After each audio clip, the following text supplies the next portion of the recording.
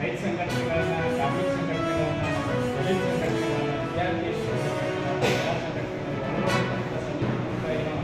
ನಮ್ಮ ಭಾಗದ ಸಂಕಷ್ಟವನ್ನು ಎದುರಿಸಲಿಕ್ಕೆ ಸರ್ಕಾರ ಮುಂದಾಗತಕ್ಕಂಥ ಒತ್ತಾಯವನ್ನು ಮಾಡಿ ಅಕ್ಟೋಬರ್ 2ನೇ ತಾರೀಕಿಂದ ಹೋರಾಟ ಮಾಡ್ತಾ ಇದೆ. ಆ ಹೋರಾಟದ ಜೊತೆಗೆ ಭಾರತ ಕಮ್ಯುನಿಸ್ಟ್ ಪಕ್ಷ ಇದೆ. ಆ ಹೋರಾಟಕ್ಕೆ ಸಂಪೂರ್ಣವಾದಂಥ ಬೆಂಬಲವನ್ನು ವ್ಯಕ್ತಪಡಿಸ್ತೀವಿ ಅಂತಕ್ಕಂಥ ಮಾತನ್ನು ತಮ್ಮುತ್ತಾ ಇದ್ದಾರೆ.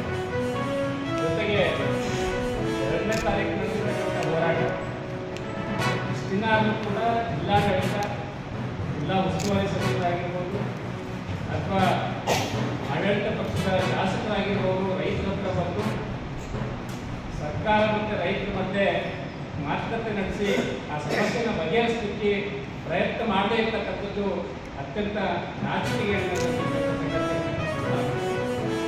ಹಾಗಾಗಿ ಸರ್ಕಾರ